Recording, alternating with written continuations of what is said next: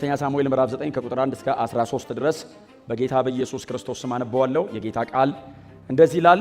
ዳዊትም ስለ ዮናታን ስል ቸርነት አደርግለት ዘንድ ከሳኦል ቤት የቀረ ሰው ይኖር ይሆን በማለት ጠየቀ። በዚያን ጊዜ ከሳኦል ቤት ሲባ የሚባል አንድ አገልጋይ ስለነበር ወደ ዳዊት እንዲሄድ ነገሩት። ንጉሡም ሲባ የምትባለው አንተ ነህን ሲል ጠየቀው። እርሱም አዎን እኔ አገልጋይህ ነኝ አለ። ንጉሡም የእግዚአብሔርን ቸርነት እንዳደርግለት ከሳኦል ቤት የቀረ ሰው የለምን ሲል ጠየቀው። ሲባም ለንጉሡ እግሮቹ ሽባ የሆኑ አንድ የዮናታን ልጅ አለ ብሎ መለሰለት። ንጉሡም የት ነው ያለው ብሎ ጠየቀ። ሲባም ሎዶባር በተባለ ስፍራ በአሚኤል ልጅ በማኪር ቤት ይገኛል ብሎ መለሰለት። ስለዚህም ንጉሥ ዳዊት ሜምፊቦስቴን ከአሚኤል ከማኪር ቤት ከሎዶባር ልኮ አስመጣው። የሳኦል ልጅ የዮናታን ልጅ ሜምፊቦስቴ ወደ ዳዊት በመጣ ጊዜ አክብሮቱን ለመግለጥ ለጥ ብሎ እጅ ነሳ። ዳዊትም ሜምፊቦስቴ ብሎ ጠራው። እርሱም እነሆ አገልጋይህ አለው። ዳዊትም አትፍራ፣ እኔ ስለ አባትህ ስለ ዮናታን ስል በእርግጥ ቸርነት አደርግልሃለሁና የአባትህን የሳኦልን ምድር በሙሉ እመልስልሃለሁ፣ ዘወትርም ከማዕዴ ትበላለህ አለው። ሜምፊቦስቴ ለጥ ብሎ እጅ ነሳና እንደ ሞተ ውሻ ለምቆጠር ለእኔ ይህን ያህል የምታደርግልኝ አገልጋይህ ኧረ ማነኝ አለ። ከዚያም ንጉሡ የሳኦልን አገልጋይ ሲባን ጠርቶ እንዲህ አለው፣ የሳኦልና የቤተሰቡ የሆነውን ሁሉ ለጌታ የልጅ ልጅ ሰጥቼዋለሁ። አንተም ልጆችና አገልጋዮች የጌታችሁን የልጅ ልጅ የሚበላውን እንዲያገኝ መሬቱን እረሱለት፣ ምርቱንም አግቡለት። የጌታ የልጅ ልጅ ሜምፊቦስቴ ግን ምንጊዜም ከማዕዴ ይበላል። በዚያን ጊዜ ሲባ 15 ወንዶች ልጆችና 20 አገልጋዮች ነበሩት። ከዚያም ሲባ ንጉሡን ጌታዬ ንጉሥ አገልጋዩን ያዘዘውን ሁሉ አገልጋይ ይፈጽመዋል አለው። ስለዚህ ሜምፊቦስቴ ከንጉሡ ልጆች እንደ አንዱ ሆኖ ከዳዊት ማዕድ ይበላ ነበር። ሜምፊቦስቴ ሚካ የተባለ አንድ ትንሽ ልጅ ነበረው። የሲባ ቤተሰቦች በሙሉ ሜምፊቦስቴን ያገለግሉት ነበር። ሜምፊቦስቴም ሁልጊዜ ከንጉሡ ማዕድ ስለሚበላ ይኖር የነበረው በኢየሩሳሌም ነው። 2 እግሮቹም ሽባ ነበሩ። በኋላ ዳዊት ዙፋኑ ሲደላደል ምንድን ነው የሚለው? ዳዊትም ስለ ዮናታን ስል። አሁን ሜምፊቦስቴና ዳዊት የተያዩት የዚህ ቀን አያውቀው። ቸርነት የሚያደርግለት ስለ ዮናታን አይ ሪሜምበር።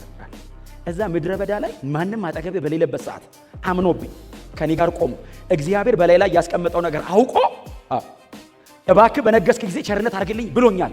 ዛሬ ወንበር ላይ ተቀምጬ ዙፋኔ ሲዘረጋጋ እግዚአብሔር በምድር ላይ ካሉ ነገስታት ሁሉ በላይ ከፍ ሲያደርገኝ አልረሳውም። ከዮናታን ቤት የቀረ ሰው አለ ወይ? ምን ልታደርግ ንጉሥ ሲሉት ስለ እግዚአብሔር ያንን ቸርነት እማደርግለት። እኔ ቸርነኝ አላለም ዳዊት፣ የእግዚአብሔርን ቸርነት ነው ማለት ነው።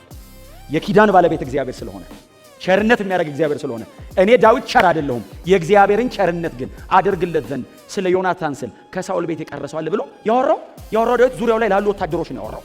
በጣም ለሚጠጉት ኢታማጆር ሹም ምናምን ነው ያወራው። ማን አለ ሲል ቶሎ ብለው ዳዊት ዙሪያ የነበሩ ትልቅ ሰዎች ማን ነው ስሙ? ሲባን ያውቁታል። ከሳኦል ሰራዊት መካከል የተረፈ ሰው ነው እና ሮጠው ሄዶ ለሲባ እንደዚህ ያሉት፣ ንጉሱ እንደዚህ ብሏል፣ ከሳኦል ቤት ስለ ዮናታን ስል ቸርነት ማድረግለት የተረፈ ሰው አንድ አለ ወይ እያለ ነው። ናስቲ ንገረው ለንጉስ ብለው መጽሐፍ እንደዚህ ይላል። ለሲባ ነገሩት። ሲባንም ይዘውት ወደ ቤተ መንግስት ሄዱ። ሲባን እየጎተቱ ይዘው ንጉሱ ፊት አቆሙት። ሲባ ቆመ። አየው ንጉስ ዳዊት ያስፈራል። በሙሉ አይነህ አታየው። ዝም ብሎ ንጉስ ብቻ አይደለም፣ እግዚአብሔር ቀብቶ ያነገሰው ሰው።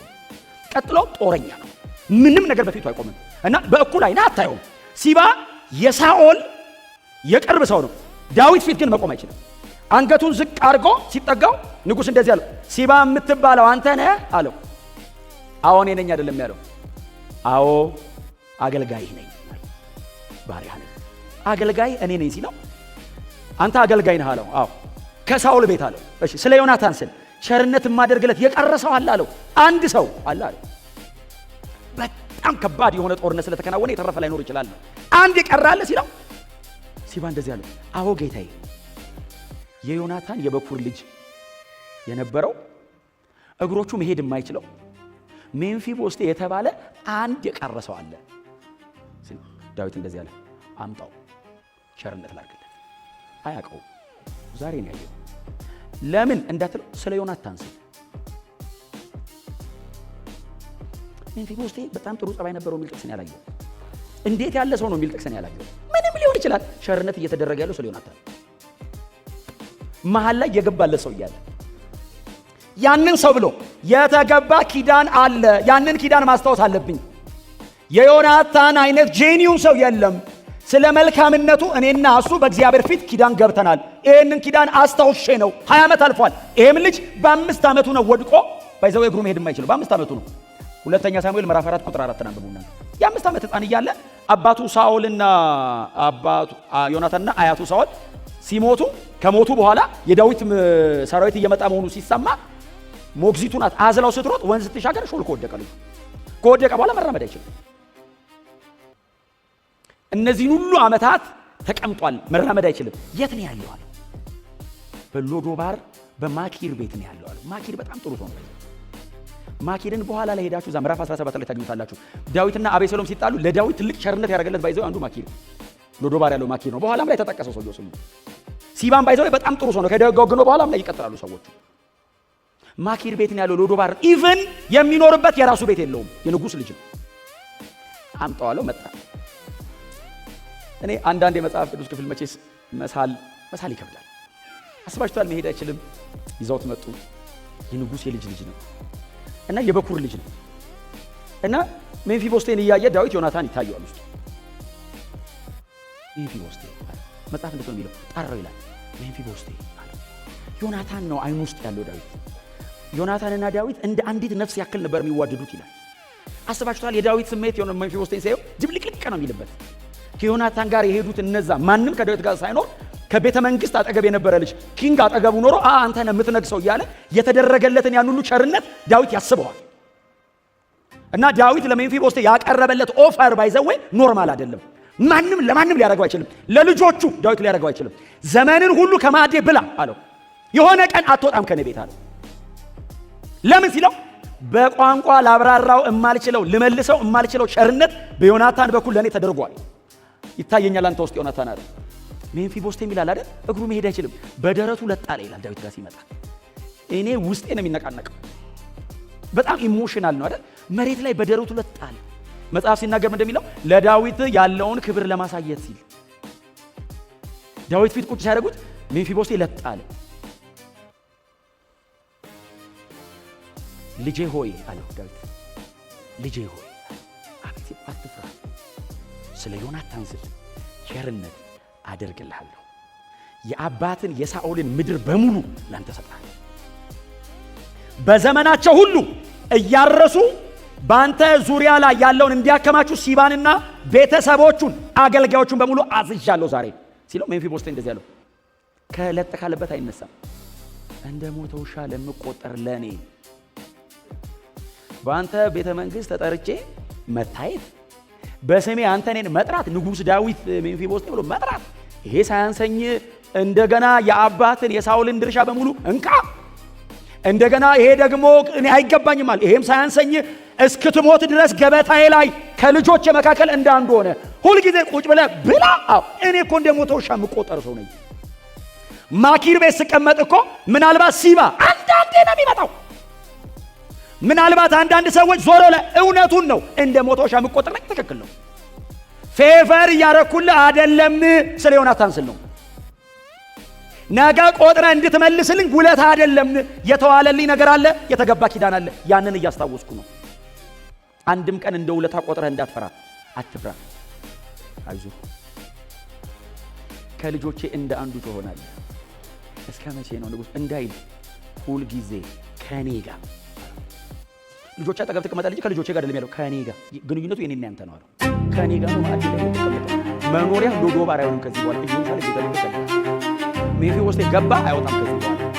በጣም የሚገርመኝ ግን እኔ አንድ ሳነበው በጣም የሚገርመኝ ጋር የሚበላውን ወደ ጎተራ አስቀምጡለታልና ዘመኑን ሁሉ ከማዕድ ይበላል። የሚበላውን ጎተራ አስገቡለት አለ። እሺ እንለፋለን ብለው ሊያርሱ ለድሩ እሱ ሁሌ ከኔ ማለት ሪዘር ባይበላው የሚቀመጥለት እግዚአብሔር ነው ያልከው ነው በቃ ባትና ነው ራሱ ተሰጥቷል። ክብር ለኢየሱስ።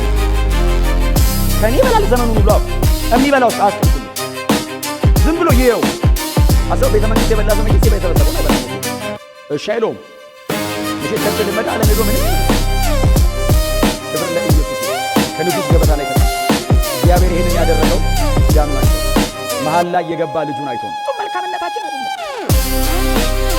ዘዳግም 9 ላይ ነው እግዚአብሔር መጥቶ ለእስራኤል የተናገራት ትገባለህ አለውና ስለ መልካምነት ግን አይደለም፣ ስለ ደግነትና በጽድቅ ግን ስለኖርክ አይደለም አለ። ታዲያ ሲሉት ለአብርሃም ለይስሐቅና ለያዕቆብ የገባሁትን ያንን ኪዳን አስታውሼ አለ እግዚአብሔር። እስራኤል ምን አይነት ነው ባህሪው? አንዳንዴ አንገተ ደንዳና ነው፣ አንዳንዴ አስቸጋሪ ነው፣ አንዳንዴ ደስ ካለው ያመልካል፣ አንዳንዴ እምቢ ይላል። በጣም አስቸጋሪ ነው። እግዚአብሔር መጣና እንዲህ አለ፣ የተናገርኩን ምድር ትገባለህ። ቅጥራቸው ሰማይ ጠቀስ ነው፣ ሰዎቹ የማይሞከሩ ናቸው። እሰጥሃለሁ፣ ድል አድርገህ ትወርሳለህ። እግዚአብሔር ሆይ እንዴት? ስለ ጽድቅ አይደለም፣ ስለ ቅድስና አይደለም። እሱ ነው እኔ ያየሁት አንተን አይደለም። ለአብርሃም ለይስሐቅ ለያዕቆብ ኪዳን አለ። ያንን ኪዳን አስታውሳለሁ፣ አረሳም ኪዳን የእግዚአብሔር ቸርነት በመካከል የታየ ስላለ እግዚአብሔር መሃል ላይ ሌላው ላይ እንዳይፈርድ የሚከለክለው ነገር ማለት ስላለ ስለነዚህ ሲል እግዚአብሔር ቸርነት ያለው ዳዊትም ያለው የእግዚአብሔር ቸርነት ነው አለ። እኔ ላረግ አልችልም፣ እግዚአብሔር ግን እንደዚህ ተላላክ ነው። ከእግዚአብሔር ያየሁትን ነው ማረግ። እግዚአብሔር ስለ አብርሃም ስለ ይስሐቅ ስለ ያዕቆብ ይያደርጋል። እኔ ስለ ይማታ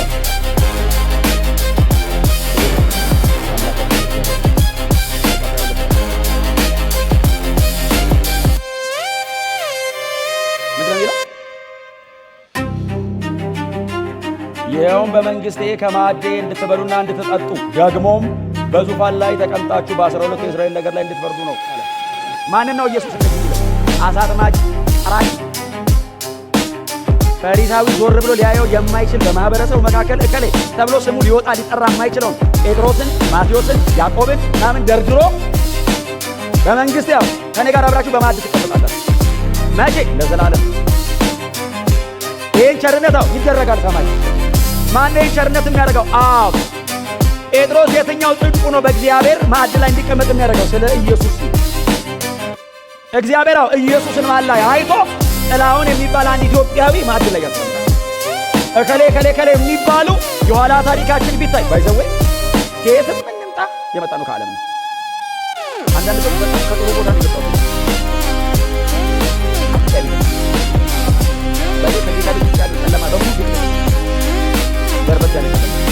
ነጋ ሲል የሚባል ጨለማ ዓለም ላይ የለም። ሙሉ ድቅድቅ ያለ ጨለማ እንዲህ ቢወጉ አይታይም።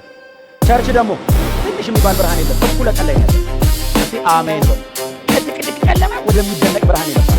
እና እነ ጴጥሮስን እንግዲህ ጴጥሮስ አሳ አጥማጅ ነው። የባሳ ኃጢአተኛ ለድቀራይ የባሳ ኃጢአተኛ ለድቀራይ አሉ። ቀናተኛ ምናምን ሽፍታ ምናምን አለ። ሰበሰባቸውና በማዕድ ከኔ ጋር ተቀምጣላችሁ። የት? ሰማይ። ቀጥሎ ዙፋን ላይ ተቀምጣላችሁ። የዳዊት ቸርነት በዚህ ቦታ ቤተ መንግስት አስገብቶታል። የእግዚአብሔር ቸርነት ነው። ምን አይተህ ስለ እርሱ የማስታውሰው ነገር አለ። እኔ በጣም አቅም የሌለው በጣም ደካማ የሚኒ ቦታ አይነት ሆነ ያን እኮ በሸክም እኮ ነው ያመጡት። ኧረ ቸርነት ሊደረግልህ ነው ተባለ። ልጅ ዓለም ቁጭ ብለን ማን ነው ያደረግልህ? ንጉሥ ይፈልጋል። ኧረ ተሳስተነው ሌላ ሰው አይደለም አንተ የተጠራኸው የቀረ ተብለህ ስለምንድን ነው ለኔ ቸርነት የሚያደርገው? ስለ ኢየሱስ ብሎ ደግነ ብሎ አይደለም፣ ጥሩ ነው ብሎ አይደለም። መሀል ላይ ኢየሱስ አለ። ስለ ኢየሱስ ብሎ እግዚአብሔር ቸርነት ሊያደርግልን ና ተብለሃል። ሁሉን መተን ነው ገብተን